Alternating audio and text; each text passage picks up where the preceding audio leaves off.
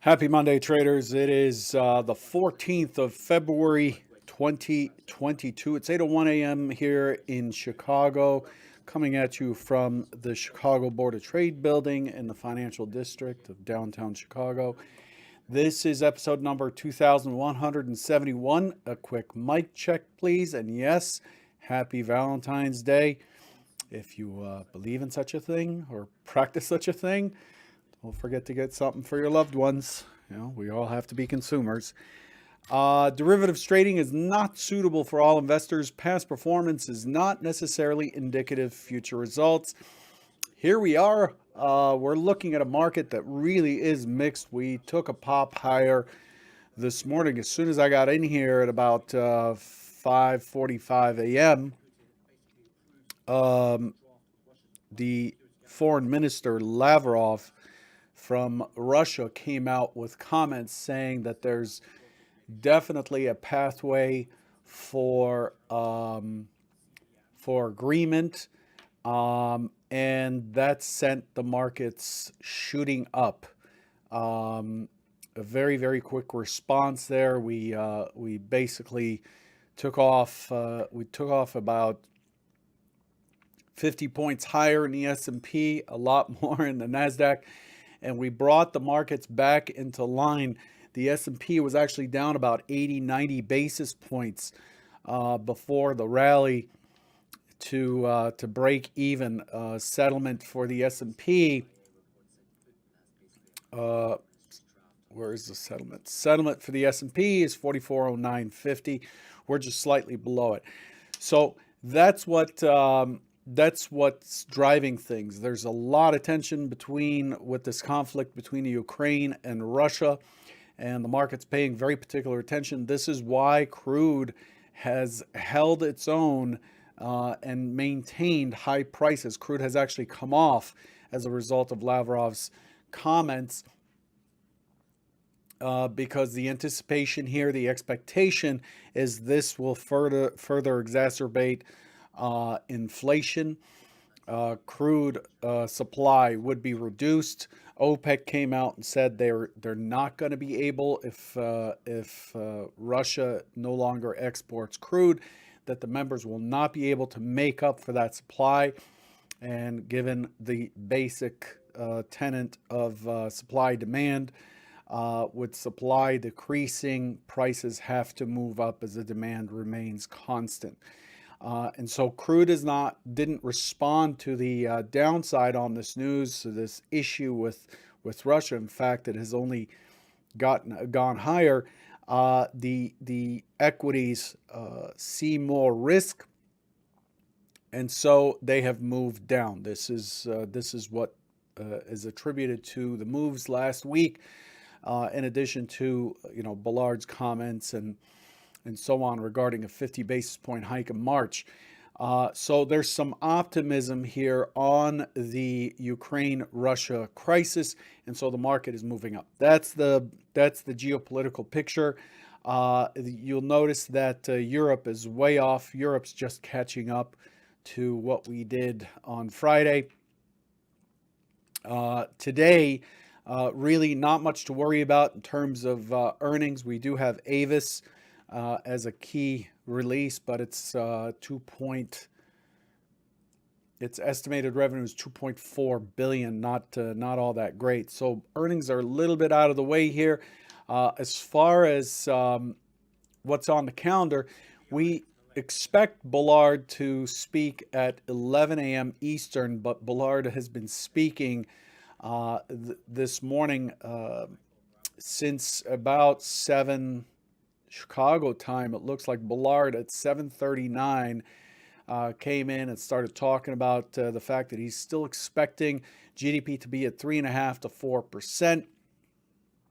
Balance sheet runoff's relatively cheap, and so on and so forth. Remember, this is the Fed speaker who threw a wrench in things last week by discussing a 50 basis point hike. Everyone else sees the first hike being 25 basis points. So Bullard is expected to speak again at 11. I didn't know that he was going to speak at 7:30 Central, 8:30 Eastern, but here we are. So that's where we stand on that. Where is it? St. Louis Ballard. Yeah, 7:30 Central, 8:30 Eastern. He started speaking on CNBC. It was scheduled for 11 a.m. I don't know why it changed. We have ECB's Lagarde at 11:15 Eastern, and we do have a key figure out of Japan, a GDP growth rate, Q on Q prelim for Q4 at 6:15 in case you're trading at that time, trading the Nikkei or whatever. And the Australian RBA meeting minutes. The S&P, a lot of volume, 413,000 this morning, 414,000 really. The inventory has come back into balance, 24% short. Range is very wide, 74 points already. So we're likely to have a pretty volatile start of the day.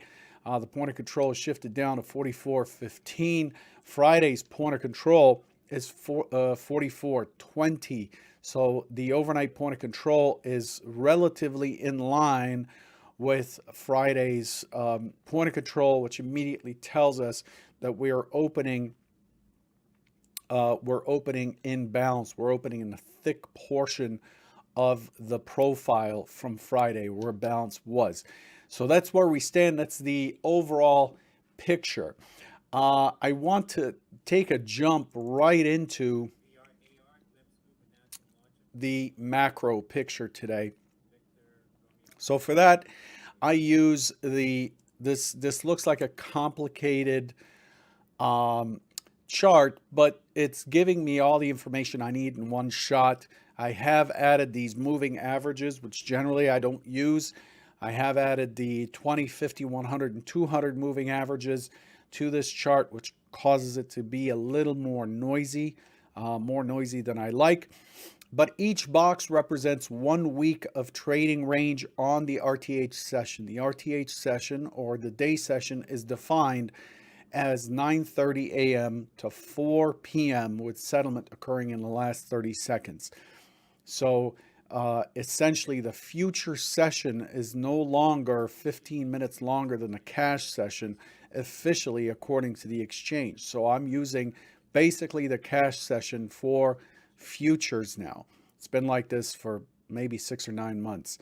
But each box here represents 1 week. The change in the color of these boxes from gray to very dark gray, almost black, is a change in the month. So now we can see the one-time framing on the daily by looking at the bars, the weekly by looking at the box, and the monthly by looking at the changing color of the box. So you could see immediately that so far this month, we're 2 weeks into the month, and we are trading inside of January, because January was this gray area. It stops right here. Was this gray area, and so January occupies this entire range, and February occupies this part of the range right here. And within that, I talked quite a bit last week about the fact that, or the idea of the last 2 weeks, the idea that there's so much risk overhang that any pushes up are likely to be confronted with a whole lot of resistance. And in that, I expected significant resistance at 44.85 on the way up, then 20, then 74, and then the 4,600 is expected to be pretty strong. And what we did is we went to 45.86 last week, or the week before last, and then last week we went to 82.50. So we created what is basically an M formation, M as in Monica. There it is. Right? So the expectation normally on a pattern basis is that we are likely to push through to the downside or continue through, and a lot of people would project whatever this is down 100% to figure out what the target is. I don't trade using patterns, but also the key thing to remember here is that we are really inside of, we are stuck in between two balance points. We're stuck in between a balance point up top, right in here. See these boxes overlaying each other, this big bounce up top, and this big bounce down below.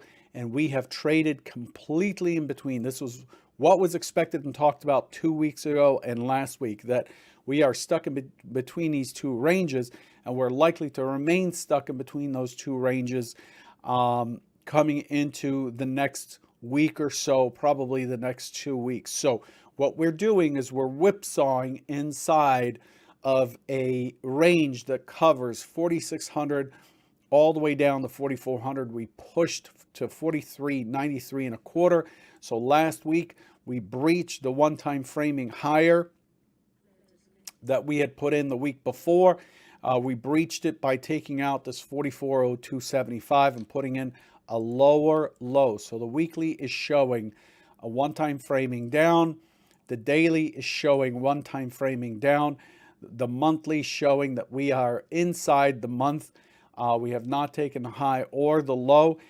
And a lot of people are talking about, hey, this January low, 42.1275, is very vulnerable. In my opinion, it is not. There is a whole lot that this market has to work through, and there's a lot of negativity right now.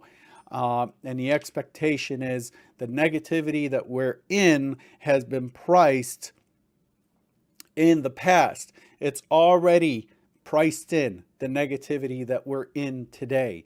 And because it's really high, my expectations is it's likely to have a hard time just pushing right through. Now, if Russia goes into Ukraine from all three sides of Ukraine with guns blazing, all bets are off. We'll find ourselves at below 4,100, probably below 4,000 into 3,800 at that point.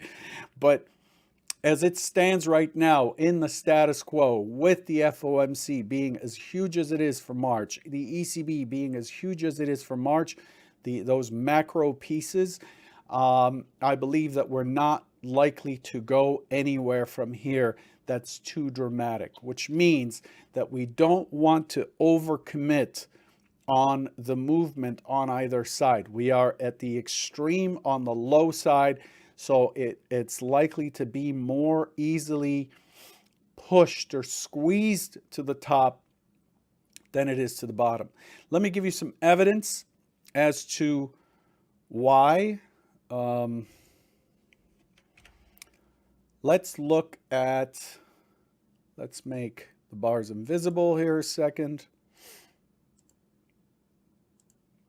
Let's look at the auction as purely as we can see it. What do you see here that captures your attention in the last 2 weeks? Go ahead.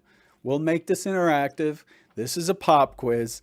What supports the statements I just made in terms of reading the auction? What tells you that the market is really has been struggling and is likely to struggle to move directionally? That's right. You look at these are weekly bars. These are weekly points of control. This is a weekly profile. Look at what it has built. It has built an upper distribution right along, and we have one up here. I've talked about the point of control, the MC point of control up there. We have a middle distribution at 45.05, which I referred to last week till I was blue in the face. 45.05, 45.35, 45.65. And what did we do last week? We balanced. Actually, despite the crazy, oh my God, the world's coming to an end, both from Ukraine and from interest rates and whatever else, all it did is balance. So this is important. You don't see that in the price action. You don't see it in your bar chart. You don't see it in your tick chart. You see it in the volume profile. And so with that being the case, this is your magnet coming into this week. 44.95, which is above, and 45.05, which is above. And we have held this upper distribution from our bounce week at the end of January, the last week of January. We held this area so far, and we are basically trading right at the bottom here. Okay, so it is more likely, barring and I'll state this clearly, barring further negative news, barring all things being counted in, it is more likely to go back to 44.95, 45.05, split the difference, 4,500. It is more likely to go there than it is to go where? The next key test area, 43.25. So if I'm wrong and it pushes through 43.85, then we're looking at 43.25. And I'm happy to get short. So do you see how this all works? This is why the profile is so key, because it tells you what's happening inside of the auction, what volume is being committed inside of the auction, because prices don't exist in a vacuum. Okay, so there you have it. We do have range expanding, and that's because we've been selling off. We do have volume expanding, and that's because we've been selling off. But overall, look at this thing. It is very clear what the market is doing. We are completely stuck between this week's range and this week's range. We are right in the middle. We just made a lower high by 4 points on a 200-point range. We made a lower high by 4 points, and we made a lower low by maybe 10. So really not all that much. Don't read too much into the action here. Let's take a look at Friday. Lots and lots of boxes to lean against on Friday. So I'm just marking out don't worry about the squares, the boxes there. I'm simply highlighting balance as the day goes on. And where are we? We basically bounced right into the balance from Friday. So the overnight high being 44. The overnight high being 44.28 right here, 44.28. This chart does not include the current session. This is what happened on Friday. We came all the way back into what was a total and utter balance here between what is a composite high volume node at 44.20. So we are basically bouncing around the 44.20 composite MC point of control, volume point of control, and composite high volume nodes. So we are in balance. We're coming into balance. We balanced out on Friday right here. We did fall and come back up. But overall, we are in balance. Despite what you think, we are in balance. And remember that. A lot of selling on the close on Friday. That delta got absolutely whacked by a net of 10,000 contracts. Sold, more sold than bought into the close. Lots of hitting on the close, lots of hedging on the close. But overall, what's that done? It pushed the low to 43.54, which is quite a ways. And that, by the way, that low, the 43.54, kind of foreshadows things. It tilts the needle a little bit to the bear side, as we're likely to retest that overnight low. It kind of it's like somebody walked a path into freshly fallen snow. It makes it easy for everybody else to go see that path and walk through it, as opposed to forging their own. So there's a little bit of a tilt to that side, but the current conditions is that we're in balance. So as we come into today, just remember, balance is the word of the day. Here we are again. There's the CLVN right there, okay? There's the balance that we were trading in on Friday, okay? So 44.43, 4,400. We're currently at 44.01. So overall, we are in just balance. And we are holding inside of it. So we came down into this 43.80 down to about 43.60 area overnight, but we have settled back in to what was balanced on Friday. Just remember that as you come into today's session. Any good news here is likely to lift the market. It doesn't look like my data is going. Yeah, it isn't. Well, this kind of sucks because now it's going to load and it's going to take a while to load up. So let's take a look real quick at the overview. Here's the overview. We have gone up into the 4505, which happens to be an MC point of control. We've moved away. We have not gone very far. Here's your lower balance distribution from the end of January. We are likely to be attracted back to the 4505, which is still the monthly VWAP. The monthly VWAP. Same with the Dow. The Dow has formed this balance down here. It has tested it from above and is poking through with the monthly VWAP 35.1. By the time we get there, 35,100.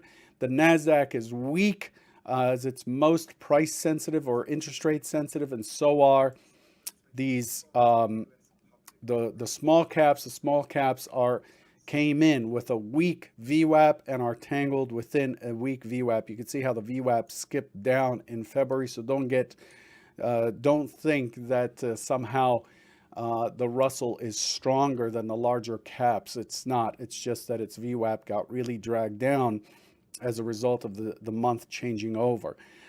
Crude continues to be bullish, tapping on and staying above its monthly VWAP, and gas, nat gas, which is a big piece when it comes to Ukraine, Russia here, is actually below the people trading nat gas don't see any supply issues there, so they're placing a bet that the whole issue with Russia supplying most of Germany's natural gas requirements and stuff, you would expect this to spike up. It did early, but since the beginning of the month, it's been slightly weak. Let's take a look at what's expected for today here. Again, I'm not going to refresh this chart to bring prices into line with what's current, just because I want to avoid. So the market's trading at 44.07 even. Okay, so here's what's expected for today. We'll make this 2 minutes long so you can get ready. We are, again, I want to highlight the big areas. So these are the major prices on the price map. 43. This is 20 even. 20 even. And then the number below is 4,400. It's 44.02. These are the key prices that we are tangled in. Beneath here, you can see the overnight session responded. By the way, these stock zones have been here since January. Has responded really well to the 43.83. So this becomes an area that's confirmed, 83. And then I'm going to skip this and go right down into the 43.60. These are the key prices on this map. Above there, we have 44.75, 44.95, or 44.86 actually. 44.85 is a big one. And currently the 4400 is acting, this 4402 is acting as the over underline. This is the number we need to watch on the open. I believe that we are likely to test down on the open before we do anything else. Open auction in range, expecting responsive selling, looking for a test below the 4400. I'm looking for it to find a base at 83, back into the open, and then back into the overnight point of control stat. And we are likely to breach the 28. I'm expecting the 28 to be taken, and I'm looking for the 43 to be tested here before we go sideways into the close. This completely does not take into account whatever news flow is coming, and there's a lot of it. The Chancellor of Germany, I think, is going to try to see if they can reason with Putin. I think Putin is just negotiating hard. I don't believe that there's going to be any invasion, but we'll see. 44.15, expecting the secondary scenario to be responsive immediately to 44.15, 44.20, getting us the prior settle, prior close stat, giving us the overnight point of control stat. And then it comes back into 4,400 and it starts to test the 83 and starts working itself down into 60 here, which opens up the path for a pretty strong bounce on the close as we push nice and deep into prior balance, which I'm expecting to provide support. What you can, pattern traders are going to see this as an inverted head and shoulders overnight, short term, looking for a push to 44.85. 44.85 becomes the key target, retest target above, not the low after Thursday's close, not Friday's mid, which was in the 44.50 area. 44.85 is the most important price in terms of coming back into equilibrium. 45.05 becomes the key balance price in the middle. That is the magnet in the middle. Good luck. I know this went long. There's a lot to talk about on Monday, but good luck today. Manage your risk, be prepared, and be here tomorrow. Don't blow up. Take care.